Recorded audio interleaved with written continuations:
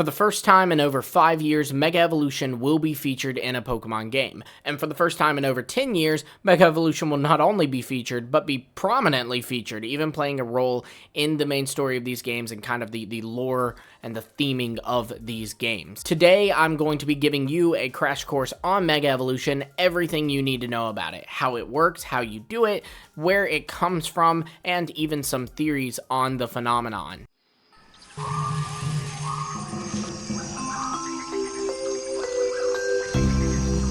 Welcome back to the post where we talk about all things Pokemon, and today we're going to be talking about Mega Evolution, everything you need to know about it. So what is Mega Evolution? Mega Evolution is a phenomenon that allows a Pokemon that is not typically capable of evolving to evolve even further. For example, a Pokemon like Charizard. Charizard does not have an evolution. However, through Mega Evolution, Charizard can Mega Evolve into Mega Charizard Y or Mega Charizard X. This form of evolution is not permanent. While you can Mega Evolve Charizard, he will not stay a Mega Evolved Pokemon after the battle ends. Typically, you see these evolutions in battle, and in that case you see them last the duration of the battle. So they last until the Pokemon is defeated, or they last until you have defeated your opponent and the battle is over. However, this is not exclusive to battles. We can see some instances of Pokemon Mega Evolving outside of battles. For example, in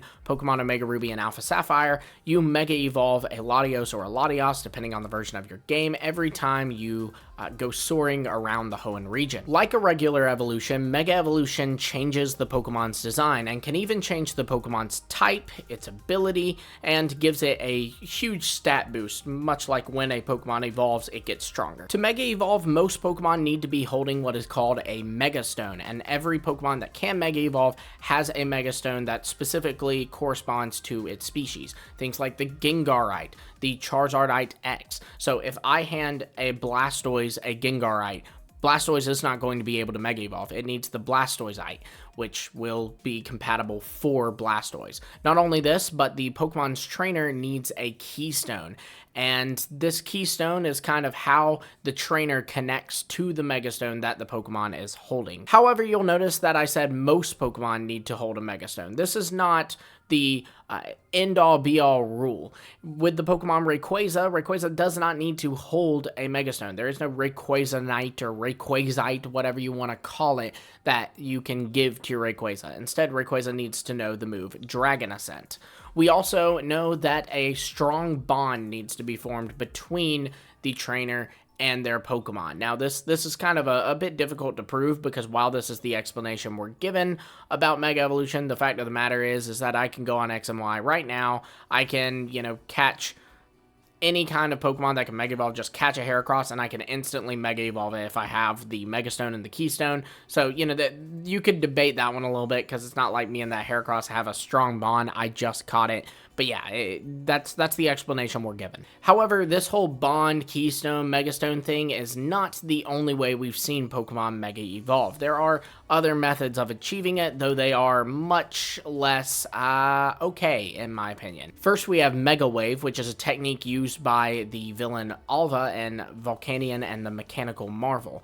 What this phenomenon does is it kind of has basically a synthetic crystal as a substitute for the Megastone, and using these waves that push Mega energy through the Pokemon, it forces the Pokemon to Mega Evolve, and it causes tremendous amounts of pain for the Pokemon that's undergoing this, and it does force the evolution. The Pokemon, there's no bond between Alva and his Pokemon.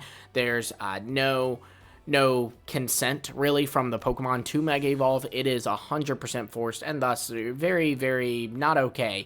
And then we also do have something that Team Rocket tried that seems to be similar, where they use these waves on a Garchomp to try to calm it down so that they could Mega Evolve it.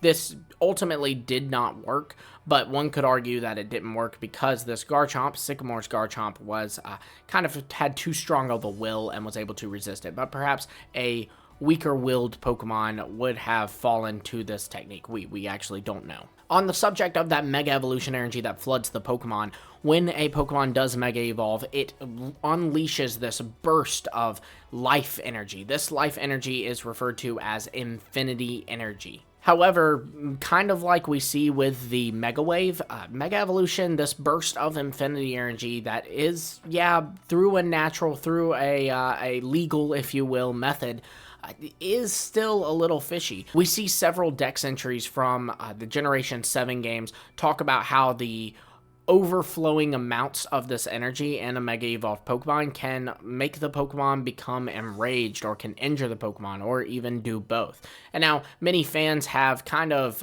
wrote this off as a way to cancel, if you will, the Mega Evolution phenomenon, because GameFreak was moving on to other things. But the fact of the matter is that, one, that's irrelevant. It's in the lore of the games, whether you like it or not. And for two, I would actually disagree with this. It's completely incorrect, as we do see this kind of happen in the original source material for Mega Evolution in Pokemon X and Y, specifically in the anime. We see when Korrina Mega Evolves her Lucario, it goes berserk. This overflowing amounts of Infinity Energy does make this Pokemon lose control and does make it enraged. So this is completely in line with the lore that's always been there for Mega Evolution. The origins of Mega Evolution seems to be heavily debated throughout the franchise. So there's different accounts. You see Mega Evolution naturally occur in the Kalos and Hoenn regions thus far. And in the Kalos region, Professor Sycamore is studying this phenomenon, and he basically comes to the conclusion that Mega Evolution stones are formed from the blast from the ultimate weapon when AZ fired it 3,000 years ago. The radiation from this ultimate weapon, the infinity energy it gave off, converted stones, and Professor Sycamore theorizes specifically these were evolution stones, like a thunderstone or a leaf stone. These changed them into Mega Stones, and this allowed Pokemon to Mega Evolve from that point onward. However, there are conflicting reports of this. Over in the Hoenn region, the Draconids believe that the Mega Stones first came from space in a kind of meteor shower that occurred involving Rayquaza back in primal times. This divergence in beliefs goes even further, with Sycamore and the people of Kalos claiming that the first Pokemon to Mega Evolve was a Lucario, and the Draconids claim that the first Pokemon to Mega Evolve was Rayquaza, and I actually think that both can be true here. So with Rayquaza, we have this happened ages ago, so it could be that Rayquaza is indeed the first recorded moment a Pokemon Mega Evolved. But with Lucario, we're told that it was a Lucario with a trainer from another region that Mega Evolved it, so this could perhaps be more of a this is the first time a trainer was able to Mega Evolve his Pokemon, like it naturally occurred, because the Rayquaza that Mega Evolved was a wild Pokemon that evolved from the wishes of people and not from the bond with its trainer and the connection to a keystone. It's a bit like the whole Pokedex thing, where we're told that Professor Oak invented the first Pokedex, but then we find out in Legends Arceus that actually ages before Professor Oak, Professor Laventon invented the first Pokedex. It's not actually a contradiction. The way I read that is Professor Laventon did make the first Pokedex, but Professor Oak made the first modern or digital Pokedex, the ones that trainers walk around with, whereas Laventon's was really just an old notebook, likely only kept for Laventon and the Galaxy Exhibition Corps, or whatever they were called. It is also possible that both explanations that were given by Sycamore and the Draconids is true for Mega Evolution. Megastones could have indeed been formed by meteorites that fell to Earth ages ago, and these meteorites were indeed Megastones. But then also Sycamore could be right in that some evolution stones were converted into Megastones by the blast from the ultimate weapon, as we do see that space does seem to have a connection to Mega Evolution. Throughout the story of Omega Ruby and Alpha Sapphire, there's a meteorite that you gradually see become a Mega Stone. Then meanwhile, those evolutionary stones, the Leaf Stone, the Sunstone, those have often been thought to be from space, especially when you look at ones like the Moonstone and the Sunstone. People really believe those are from space. So it's easy to believe that if a meteorite from space could ultimately become a Megastone, perhaps even the evolutionary stones that are from space could have also become Megastones. And even then, Sycamore doesn't seem so sure that it was evolutionary stones that got converted, so it could have just been meteorites. But yeah, I do believe that ultimately megastones are meteorites from space. There does seem to be a connection between both accounts. But one thing is for sure, though, so far as of reaching the region of Paldea, or the land of Kitakami, we can confirm that megastones and keystones only appear naturally in the Hoenn and Kalos regions. You can also obtain them in games where you play through Kanto and Alola, but these are outsourced. These are brought in from other regions, so they're not truly naturally found in the Kanto or Alola regions. How exactly does Mega Evolution work? Well, the game is not very clear on it. All it really tells us is that Mega Evolution is evolution beyond evolution, so, you know, incredibly vague. However, we can kind of look at the mechanic, look at the designs of Mega Evolved Pokemon, look at dex entries, and other information to kind of infer exactly what is occurring here. It seems that Mega Evolution is a phenomenon where basically the Pokemon revisits its own genetic coding and uses latent DNA that's not appearing in the Pokemon at the present to evolve further. This is actually a theory I did on my channel a long time ago. It's my biggest viewed video on YouTube and definitely my most proud theory because I think it's super concrete. We have multiple pieces of evidence for this. The first one that I was able to kind of come to this conclusion with was with Mega Salamence. Mega Salamence looks incredibly similar to the Pokemon Roaring Moon, a Paradox Pokemon that is believed to be an ancestor to Salamence, an ancient primal ancestor to Salamence. So it makes sense that when Salamence is mega evolving, it's tapping into latent DNA left over from that Roaring Moon that is not currently appearing in Salamence, and uses that DNA to evolve Salamence even further. We also can kind of get some proof of this with Aerodactyl. Mega Aerodactyl's dex entry states that this is very likely the closest thing we have to what Aerodactyl actually looked like way back in its prime before the fossil restoration process. Again, likely because this new Aerodactyl that we've basically created from a fossil is tapping into latent DNA from its old former self that lived back in the days before humans and is tapping into it to evolve even further. So of course the design's going to look much more like an original Aerodactyl. Also, the Pokemon Tyranitar. We see Tyranitar's Mega Evolved form has a lot of traits of Larvitar and Pupitar in it. Again, Tyranitar tapping into latent DNA, tapping into that DNA that still exists with it but isn't present to pull out traits from Larvitar and Pupitar to evolve it even further. So that's interesting too because it shows that it doesn't just have to be a primal form of the Pokemon, it can just be very recent latent DNA. Some more proof of this would be Primal Reversion. Primal Reversion is not Mega Evolution, but is kind of similar in functionality and the way it looks in the world. This is so far only known to occur in the Pokemon Kyogre and Groudon, and Primal Reversion is a full revert to the Pokemon's primal state. So when Kyogre and Groudon use Primal Reversion, they are completely reverting back to what they were like in primal times. I would say that Mega Evolution and Primal Reversion, the similarities are obvious there, but that's the fundamental difference, is that while Primal Reversion is a complete revert back into the primal state, Mega Evolution is tapping into those primal traits, but using it to evolve the line further. So it is still a progression, whereas Primal Reversion is, as the name suggests, a reversion. And if you needed any more proof that latent DNA was involved in the Pokemon's Mega Evolution, well, there's the fact that the symbol for Mega Evolution is a DNA symbol, which is definitely the game developer's way of kind of pushing this idea towards us. You even could also use Mewtwo as evidence for this. Mewtwo is a Pokemon that many people have been confused about why exactly it can Mega Evolve, as it's not actually a naturally occurring Pokemon. But the Mega Evolution kind of makes sense when you think about the fact that it has two different forms. We know that Mewtwo has DNA from Mew in it, and if the manga is anything to go by, Mewtwo also has human DNA in it, which could explain why when Mewtwo Mega Evolves into Mega Mewtwo Y, it looks closer to Mew, whereas when it evolves into Mega Mewtwo X, it actually looks much more closer to a human, so that could be something there. There are many, many theories tied to Mega Evolution throughout the franchise. Because Mega Evolution is so small in the amount of lore we've been given on it versus other phenomenon where we kind of know exactly how they work and what they're from, like Z-moves and Dynamax, Mega Evolution is very much loved by the fans, and people love to try to dig into it and try to piece theories together about it. And it makes sense too. It's our oldest gimmick, but it's also the gimmick that has the least amount of lore. So obviously fans are going to want to tap into it and try to come up with some theories. So the first theory is that the character who is the first character to Mega Evolve a Lucario is Rai. As I mentioned earlier, Professor Sycamore and the Kalos people state that the first Pokemon to ever Mega Evolve was a Lucario. This was done by a trainer in a Lucario that came from another region.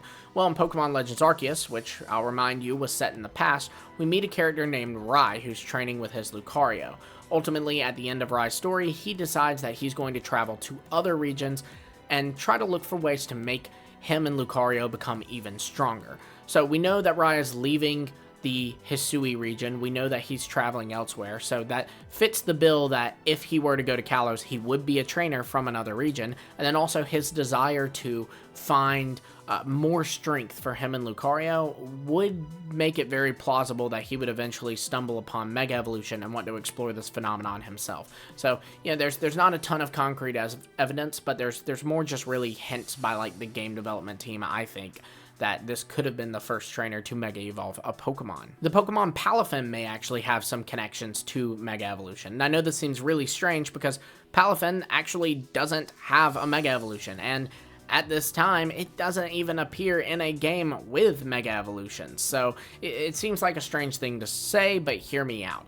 Palafin is able to change into a hero form with its ability 0 to Hero. And this form change kind of matches a lot of Mega Evolution traits, or at least is very similar to it. It does get a very large boost in its stats, it does change appearance, and its Dex entry says that this form occurs by awakening ancient genes in it, which sounds very similar to Mega Evolution. So you could kind of say that maybe Palafin has like its ability is that it can kind of achieve its own pseudo Mega Evolution. But another interesting thing about Palafin is no one has ever seen a Palafin change into its hero form. So we actually cannot say how similar the phenomenon looks to Mega Evolution, as we just see the before and after, but not the process. And to be clear, I don't think that Palafin is actually performing Mega Evolution. I just think that if we knew more about this phenomenon, we could study it to potentially learn more about Mega Evolution, as they're definitely similar in a same way to how Mega Evolution is so similar to normal Pokemon evolution, or how Mega Evolution is so similar to Primal Reversion. Some also believe that the Mega Evolution phenomenon may have some relationship with the element called Loquium. Loquium is an element that is found in a kind of fabled, really, region called Laqua. This is also kind of the focal point of the current anime series Pokemon Horizons. Now, where this theory is coming from is that Loquium is shown to be capable of extending the lives of people, keeping Lucius and Gibeon alive for over 100 years. Similarly, we see that Infinity Energy, which again is that energy that is showing up in Mega Evolution, can also give eternal life, as we saw it resurrect an Eternal Flower Floette and bring it to become immortal, and also it gave immortality to the man who fired the ultimate weapon, AZ. So you're seeing some similarities there, but it doesn't end there. We do also see that when Loquium is used on a Pokemon, it makes the Pokemon much stronger, but also makes the Pokemon go a little berserk. Does that sound familiar? It should. Also, a smaller note would be that when a Pokemon is exposed to this Loquium, you see this kind of pink mist everywhere, and Loquium itself is pink, and the Mega Evolution phenomenon seems to give off a pink energy as well. So, yeah, it could all be tied to Infinity Energy. Again, I'm inferring that these phenomenons are at least connected, if they're not, like, remotely, directly related. So in closing, while we don't know as much about Mega Evolution and its origins and all as the other gimmicks, I do think that GameFreak does, and that they have a kind of really in-depth understanding and lore for this phenomenon that hopefully will be explored in Pokemon Legends ZA. Much like how Mega Evolution is able to